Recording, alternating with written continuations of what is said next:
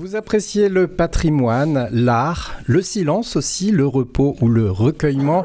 Eh bien, cette émission Chrétien en Normandie est faite pour vous puisque l'on va s'intéresser à nos églises locales et notamment aux différents moyens de les ouvrir, de les rendre accueillantes et belles. Nos invités nous viennent du département de l'Orne, ils viennent du Perche, du Pays Mélois ou encore de la région d'Alençon. Bonjour à vous quatre. Bonjour. Bonjour. Servane Desmoulins-Imri, vous êtes bien connue dans l'Orne puisqu'auparavant vous étiez conservatrice des antiquités et objets d'art de l'Orne. Vous connaissez très bien les églises du département et actuellement vous êtes vice-présidente du réseau Églises ouvertes. En un mot, on en reparlera après, c'est quoi ce réseau ? C'est une association qui accompagne des équipes locales dans l'ouverture des églises en leur fournissant des outils de communication et de médiation, comme on dit, pour accueillir correctement tout visiteur, qu'il soit touriste ou habitant du lieu. Voilà. Et dans l'Orne, combien d'églises font partie du réseau actuellement, au jour d'aujourd'hui, environ ? On est à peu près à 15 églises. 15 églises sur environ 500 ou sur 500 édifices. Plutôt 600. 600 édifices religieux dans l'Orne. Oui. Bon, il y a encore du travail alors. On a une marge de progression. On va en reparler. D'ailleurs, nos trois invités à côté de vous sont intégrés au réseau Églises ouvertes. Jean-Pierre Cadon, bonjour. Bonjour. Alors, une petite présentation. Vous êtes président de l'association Aumel-sur-Sarthe, c'est ça ? C'est ça. Oui, donc c'est l'association du patrimoine. C'est l'association du patrimoine qui a été créée en 2008. Alors, oui, je l'ai un peu créé, mais je n'ai pas été le président puisque j'étais élu. Je ne voulais pas mélanger les affaires. Oui. Mais la municipalité avait le désir d'entamer des travaux à l'église. Et donc, il fallait à la base créer une association pour après, on en reparlera sans doute, déclencher un peu les fonds. On va en parler, bien sûr. Et donc là, aujourd'hui, l'église est complètement remise à neuf ou... Est complètement remise à neuf. Oui. Il n'y a plus rien à faire ? Il y a encore des choses à faire, on en a fait d'ailleurs, Ouais. On y reviendra, mais on essaie d'aider maintenant les petites églises à côté qui ont des projets, notamment par exemple l'église de Vidé, il y a 72 habitants à Vidé, ils ont un maître-autel à rénover de 45 000 €, c'est énorme, donc on est en solidarité, toutes les activités qu'on mène, on les mène, c'est eux qui les mènent, mais on les accompagne. D'accord. Et on fait ça souvent à l'église Humel parce que quand on invite pour un concert ou tout ça, dans l'église de Vidé, une fois que les musiciens sont installés, je crois qu'on n'y a plus de place. Joël Lenoir, bonjour. Bonjour. Vous êtes président de Bélem Patrimoine. Vous représentez aussi Olivier Grenier, qui est le délégué départemental de la Fondation du patrimoine.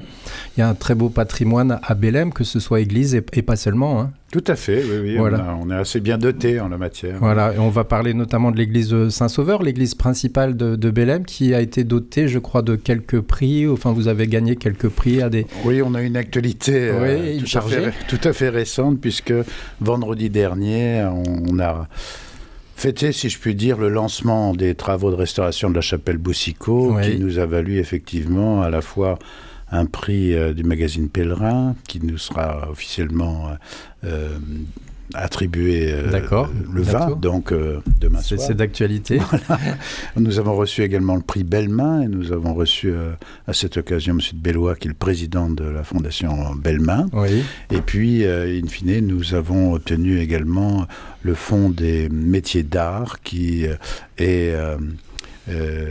sous l'égide à la fois de la Fondation du patrimoine et du ministère de l'économie et des finances. Voilà. Donc nous avons eu un panier bien rempli et nous en réjouissons bien évidemment. Voilà, un très riche patrimoine dans une ville qui n'a pas tellement d'habitants finalement. C'est pas une grosse ville. Hein. Non.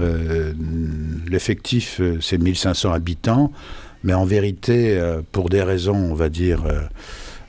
hyper local, il faudrait regarder la communauté de communes qui se touchent, c'est-à-dire Bélem, Saint-Martin-du-Vieux-Bélem et Serigny qui est devenu Belfort-et-en-Perche. Ces trois localités sont très imbriquées, partagent les mêmes services publics, mais pour autant, alors ensemble, ça fait plutôt près de 4000 habitants. C'est ça.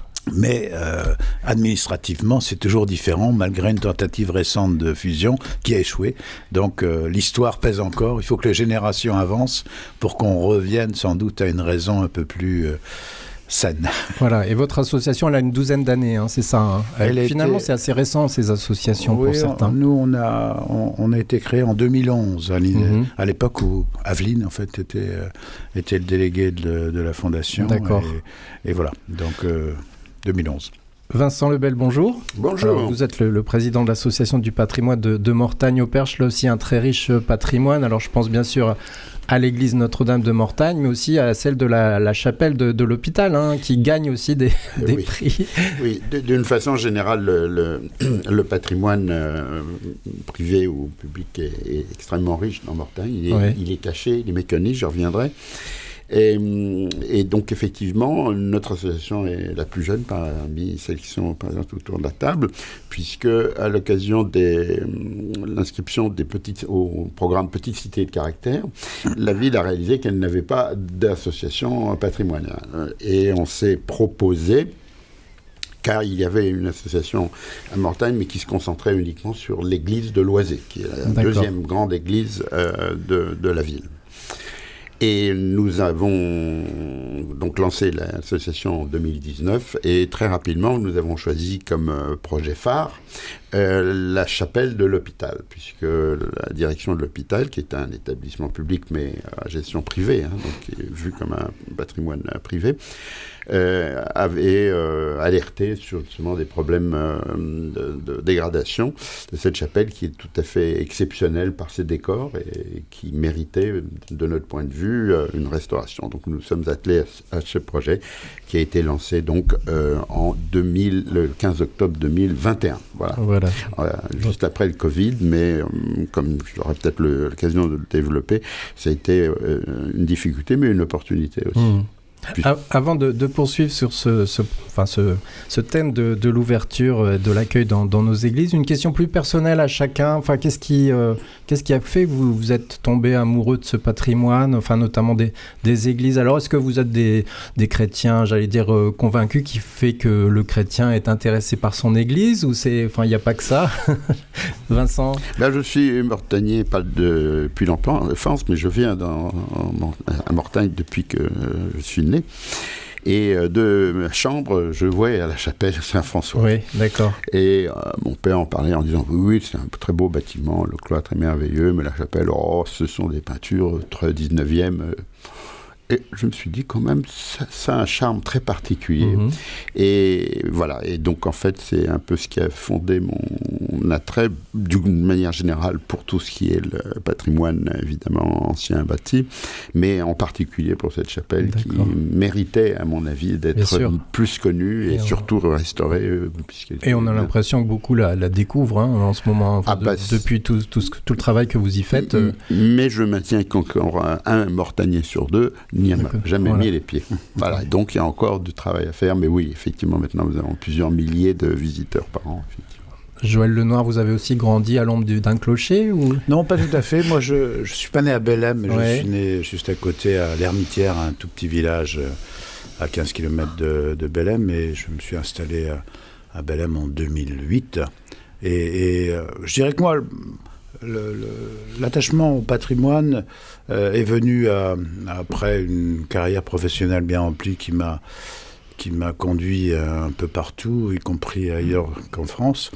Et pour me rendre compte, en fait, à peu près à l'âge de 45 ans, que finalement je tenais dans un terroir extraordinaire.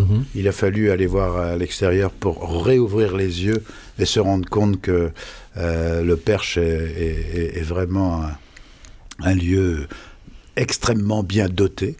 Et donc, tout naturellement, lorsque j'ai retrouvé un petit peu de liberté, je me suis dit qu'il y avait un grand intérêt à mieux comprendre d'où tout cela venait, et puis surtout à agir pour que ce qu'on a reçu soit retransmis aux générations à venir, et si on pouvait, en meilleur état qu'on le reçoit. Voilà.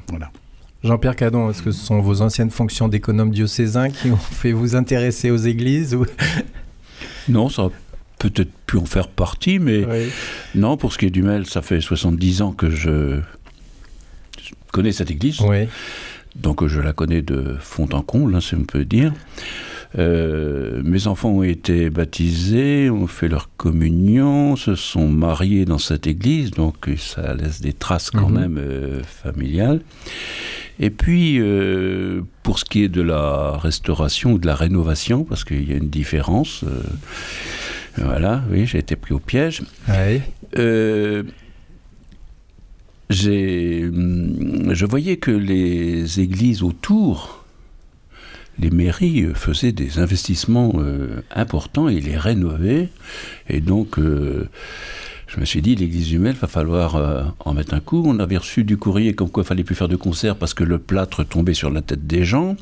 Enfin bref, il y avait des choses à faire. Il fallait faire quelque chose. Il fallait faire quelque chose. Et donc, profiter d'être au conseil pour proposer ça. Et puis, le conseil a suivi à la majorité, enfin à 100%, 2 fois. Puisqu'on a fait 2 tranches, une tranche pour l'extérieur et une tranche pour l'intérieur, totalement rénovée. Mais comme elle est inscrite, il a fallu parler un peu avec madame, qui est à ma gauche, et puis voir tout le circuit, etc. On a monté le dossier. En plus, elle a une architecture particulière, cette église du Mel. Il n'y en a que 3 ou 4 dans l'Orne, oui, je crois, du même style. Hein. Bousset, Train et puis Mortray, qui sont de ce style-là. Oui. Avec des colonnes, c'est ça. Servan, c'est une déformation professionnelle, le fait de s'intéresser aux églises ou... Oui, c'est une déformation professionnelle. Moi, je viens d'un milieu hyper laïque. Oui. Je suis chrétienne, mais c'est une conversion très tardive. D'accord. Donc, mon intérêt pour les églises n'a strictement rien à voir avec la foi. Et d'ailleurs, de façon générale, ce ne sont pas forcément les cathos qui sont les plus investis dans la restauration des églises. On peut le déplorer, mais c'est comme ça.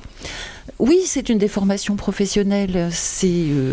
Dans mes fonctions, je travaillais sur tout le patrimoine. Mais pour ce qui est du mobilier, j'ai travaillé surtout dans les églises. J'ai fait l'inventaire de toutes les églises de l'Orne. Et j'ai mesuré la variété, la densité et la richesse de notre patrimoine religieux. C'est ce que je préfère. Et une fois à la retraite, je me suis dit, qu'est-ce que je peux faire qui ne gênera pas ma successeur, parce qu'il faut lui laisser toute la place qui est la sienne. Et j'avais une frustration depuis très longtemps. J'avais réfléchi avec le tourisme, les collègues du tourisme de l'Orne, à une histoire d'ouverture. Parce que j'ai instruit les dossiers de demande de subvention pour les restaurations. J'ai vu les fonds, je dirais pas engloutis, mais consacrés à la restauration des églises. Et quel sens on donne à cette débauche entre guillemets, d'argent public. Si on restaure une église pour la fermer derrière, j'ai envie de dire, c'était pas la peine. Parce que dans 10 ans, on pourra recommencer. L'ouverture des églises, c'est le meilleur moyen de veiller à leur conservation, à leur sauvegarde, parce que le moindre désordre est apparent. Et puis, comme tout le monde contribue à l'effort de restauration, eh bien, les églises doivent être ouvertes à tout le monde. C'est-à-dire, il s'agit de rendre. C'est ça. Alors, les gens sont très attachés à leur église. Alors, Jean-Pierre en parlait, en fait, les enfants sont baptisés là. C'est vrai que souvent, on entend des témoignages des habitants du village, ils sont attachés par leur église parce qu'ils ont été baptisés ou ils se sont mariés dans cette église. Mais j'ai l'impression aussi que parfois, les gens ne connaissent pas bien leur église. Bon, je fais pas mal de reportages, de visites guidées, mais c'est pas toujours facile de trouver quelqu'un qui est capable d'expliquer tout ce qu'on a dans l'église du village. Est-ce que vous avez aussi cette impression-là ou c'est pas qu'une impression, oui. Effectivement. Je veux dire, on peut ouvrir les églises et permettre aux gens d'y aller, ils goûteront le silence, ils admireront, oui. Mais ça ne leur donnera pas le sens de ce qu'ils ont sous les yeux. Et ça, c'est une chose à laquelle on est très attaché à Église ouverte, c'est redonner du sens. L'église, en fait, est le seul musée gratuit, c'est ça. Accessible à tous, et qui était accessible pendant le Covid, d'ailleurs. Voilà, il s'agit aussi, je dirais, de droit culturel au sens de la Convention de l'UNESCO, c'est-à-dire permettre à tout le monde d'avoir un contact direct avec l'art. C'est ça. Mais il faut accompagner les visiteurs dans la découverte. Ça veut dire qu'il faut aussi peut-être que le visiteur ait un peu une sensibilité artistique, historique ou religieuse, l'un des trois, non, pas forcément. Non, n'importe qui peut être touché. Oui. C'est certain.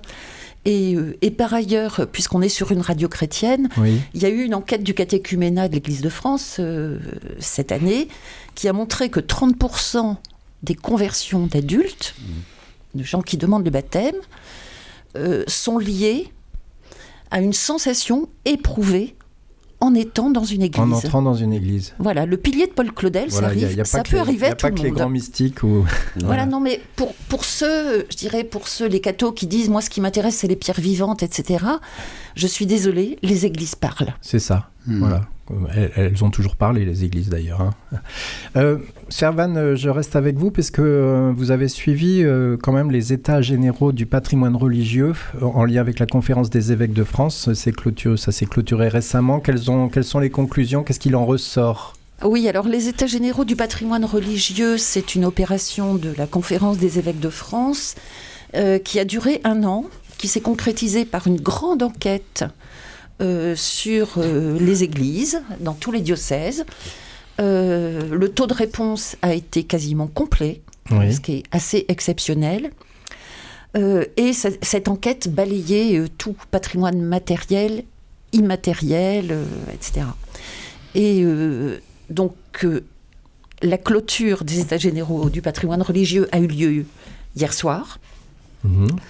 Et il y a eu un travail important fait sur ce qu'on appelle les usages compatibles. L'Église ne parle pas d'usage partagé, la loi de 1905 l'interdit. En revanche, il y a des usages compatibles qui permettent de justifier le fait qu'on conserve et qu'on restaure les églises. Le culte ne suffit plus à justifier cela, donc il y a les usages touristiques, comme on le fait à Église ouverte, l'ouverture, l'accompagnement des visiteurs. Il y a les usages culturels qui sont bien connus, et dans les associations, ils les utilisent un maximum, concerts, expositions, surtout. etc. Il peut y avoir des usages solidaires, l'installation de vestiaires solidaires ou de soupes populaires, etc.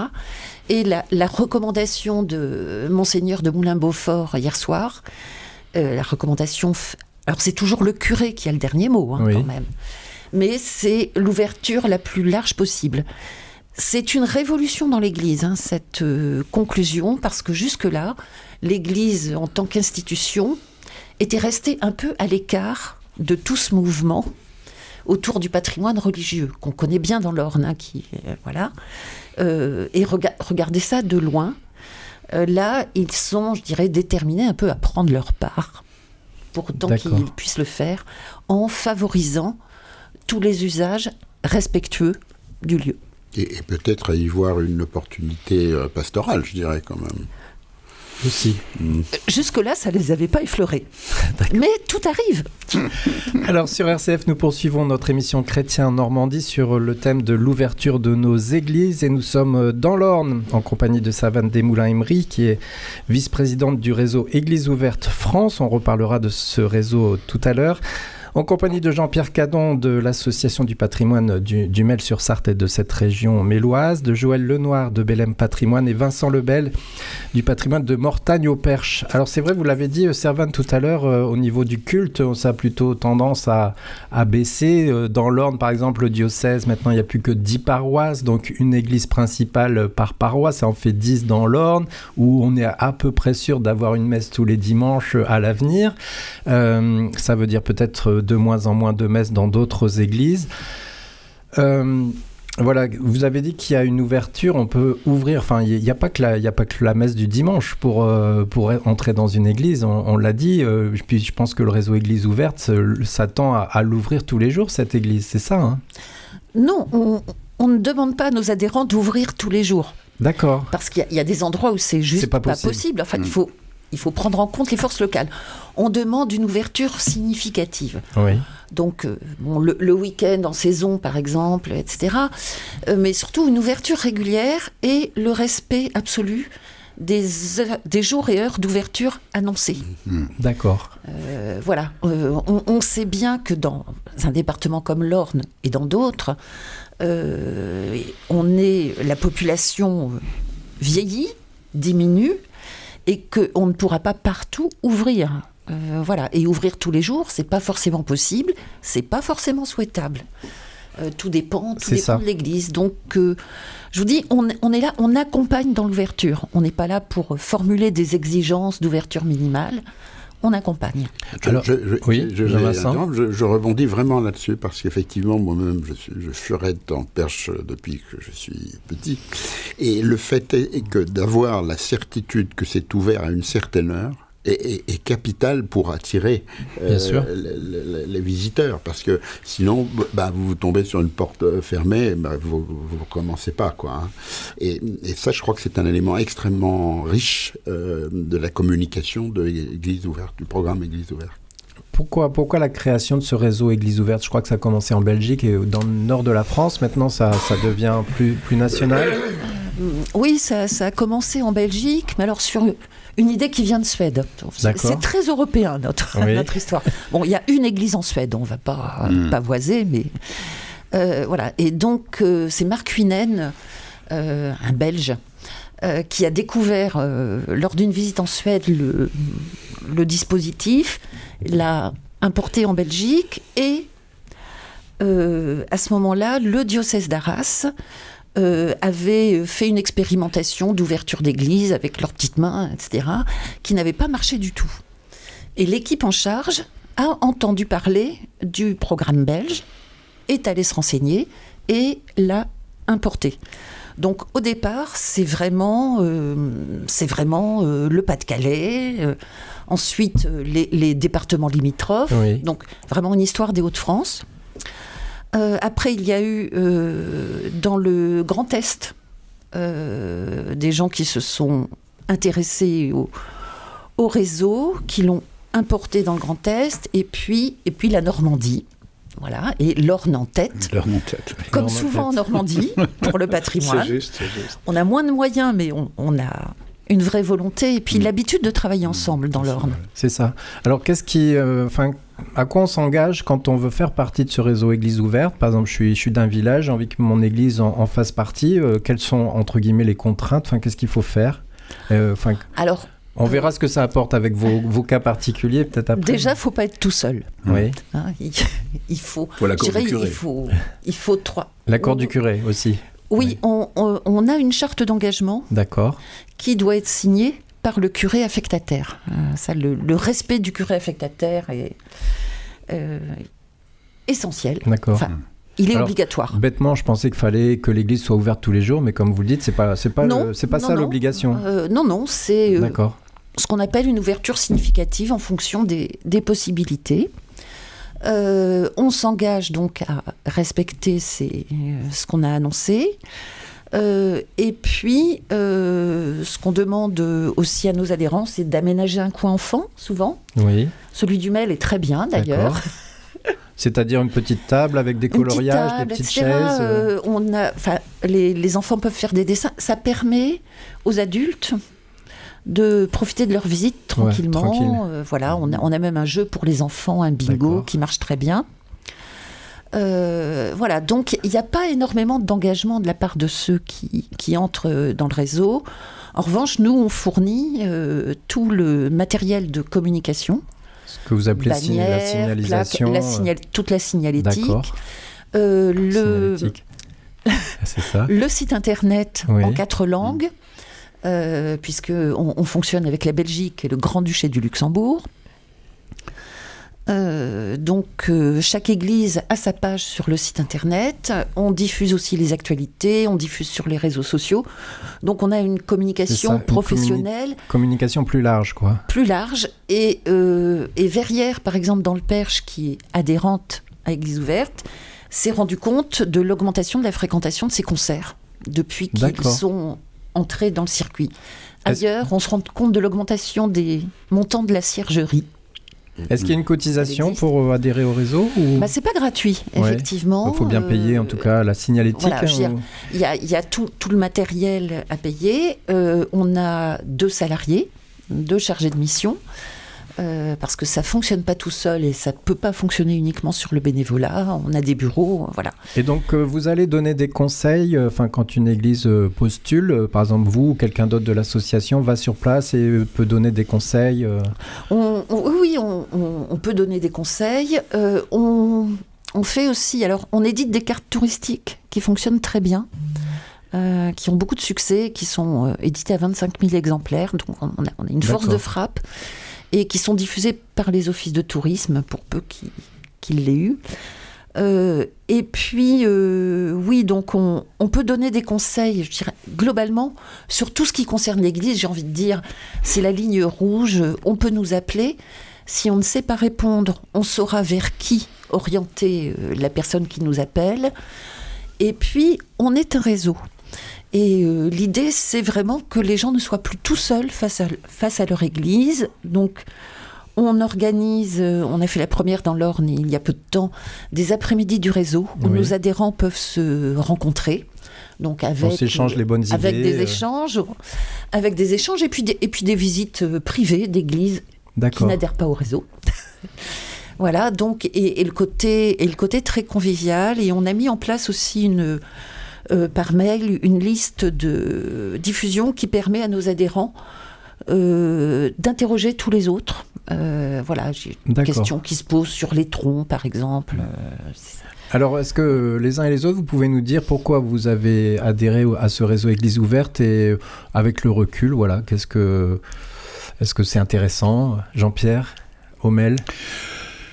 Alors c'est arrivé, nous, je pense que, comment elle s'appelle, la présidente Marie-Josée Michel. Marie-Josée Michel a dû entendre parler qu'on avait fondé une association du patrimoine, et c'est pour ça que très rapidement, elle était passée, elle avait pris rendez-vous avec nous, on était allé à l'église, et puis elle avait expliqué un petit peu ce qui se passe, les propositions, et on avait adhéré tout de suite, quoi.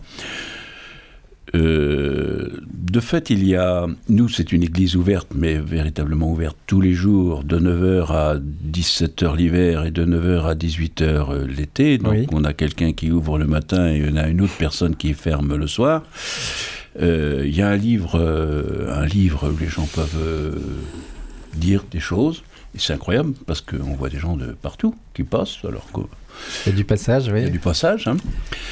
Ça nous a permis aussi, par exemple, cette année 2024, c'était le 80e anniversaire de la Libération. Au Mel, il y a eu une catastrophe, à savoir un train qui a explosé et qui a explosé aussi l'église en même temps, puisqu'il y a un essieu qui est passé à travers le toit.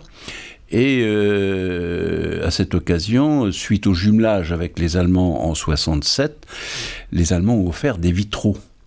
Et des vitraux qui relatent un événement religieux ou un personnage religieux, mais l'histoire de nos deux communes, hein, à travers les écussons, les dates, la main, aimez-vous les uns les autres, enfin 2 vitraux, qui ont été offerts par les Allemands.